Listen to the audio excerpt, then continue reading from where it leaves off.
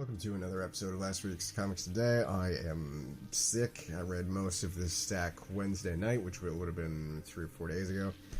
And I'm just not in the mood to do this. But let's get into it. So the first one is Standstill, and this actually came out the week prior. It's good. I'm going to say this a lot. This might be a super short episode, but it's good. This is basically, it's like 3 scenes. There's this very lengthy opening bar scene, which is almost literally half the issue. We then cut to this guy, who's going to be more important later. We then get a diner scene. This is where the preview pages were from. And then we get some military stuff and more of this guy. And like... So he has this bracelet, and it hasn't been established yet, but it's pretty obvious. There's this bracelet, and it allows him to stop time. And he's not the creator of the device. That's the other guy that was shown, the blonde guy. And while power-wise, it's similar to sex criminals, the story is closer in the spirit, in my opinion, to Chrononauts. So if you enjoyed Chrononauts, this is in that same vein. So I recommend it. It is 8 issues. I have I don't know, I get a sense of where it's going, but I don't know how anyone is gonna stop him or find him. We'll see. But this is great. I think, based on the tiny amount of research that I did, Andrew Robinson is mostly a cover artist up until this point, and he is spectacular. Like, get this guy a book. I don't know if that was a personal choice on his part, or just no one thought he could do interiors, but holy cow, this guy's phenomenal. Grommets, issue 4. Wow. This is such... like, it's a cardstock cover, it's more pages, so it's oversized, so then picking this up, I'm like, wow, this feels incredibly light and flimsy. But it's not. This is standard. Anyway. This issue is also great. There's a couple of emotional scenes here, and I thoroughly enjoyed it, and it's great, and what it sets up for next issue, I think is also going to be great. It's just, I'm a big fan of this book, and I think that's all I'm going to say about it. Saga number 68. This has an Alana flashback here in the beginning, which, seeing her parents was surprising, and I enjoyed it. I had never thought about Hazel's grandparents. Well, no, that's not true. Father's parents were much earlier in the series. I guess I hadn't thought of Alana's parents before. But Hazel makes a friend, this spider person, and Robot is going through some things.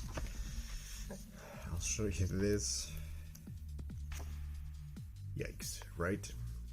It's excellent. There's this reader survey at the back that I've always wanted to do, but I never have, and there's this question here about what he should do for his next project, Spider-Man, Superman, or something original, and I feel like I might answer just that one question and send it in, because the answer is always something original. Always. Sacrificers, issue 11, it's another excellent Sacrificers issue. Really some downright terrible, awful things happen this issue, and this is the end of the second story arc, and there's a comment at the end that they're taking the next 3 months off, which I'm fine. I'm fine with breaks between arcs in order for the artists to produce, you know, their best effort. I might miss it, and when it comes back, I might have a hard time remembering where things left off, but that's me, and you can always read it in trades, and you know, have an easier time that way, but it's great. It's highly recommended. Art's gorgeous. Writing is gut-wrenching. Sanction, issue 4. So there's only 1 issue to go in this series, and they have already captured this guy. He winds up in jail this issue, and the, I guess, antagonist then shifts from him, who is a serial killer, to their superiors, to the government itself, because according to one of the cops investigating the case of the serial killer, their superiors were actually feeding him people to kill. So it's... There's a prison. It's excellent. I'm very much enjoying the series. Mad Cave, I think nobody's really paying attention to them, and they've got at least a couple of good series. So if you're interested, just wait for the trade. But this is... It's good. It's very solid. It's, again, that sort of crime investigation, but now it's taking on a bit of a political angle. So I'm enjoying it. Hellblazer. I gave up reading this. So, like I said, I read most of this Wednesday night, and this is where I stopped, because it has Etrigan, and Etrigan just got very tedious with his rhyming. I'm like, I can't deal with this right now. Also, I don't think the art is quite as good as it has been. I don't know. I didn't check to see if there had been an artist change, but it just was honestly a chore to get through, and there's one aspect, it's what's happening here, that I don't know that I fully understand it, and this I do understand, but this, I think, is Swamp Thing escaping hell. I just don't, like, that's a flower, and, like, whatever. Anyway, yeah, this series had been excellent, and then I hit this one, and I'm like, I just don't want to finish even reading this. I did. It's just, I came back to it a day or two later, and I'm like, alright, let's just get through it. Life, issue 1. This is one of the new DSTLRY series that is written by 2 teams. It is, I guess it's produced by 2 teams. So it's 2 writers, 2 artists, and it doesn't, I don't see that it's listed anywhere who wrote what. It is a flip book, so there's one writer-artist working on this side. We then get to the middle, where it flips. And then the other writer-artist team is working on this side. It was, I think, this page here where I learned... Oh, this is the Azzarello script, because he's pulling one of his normal Azzarellos. So,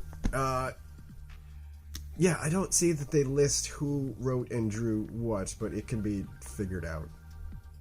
I enjoyed it. It's 2 stories, 2 connected stories that are sci-fi, prison... I guess it's 2 sets of criminals. So, the first set of criminals were injected with the thing to make them immortal, to serve out multiple life sentences. I'm sure that's like some sort of profit-making thing, and somebody was using criminals as test subjects.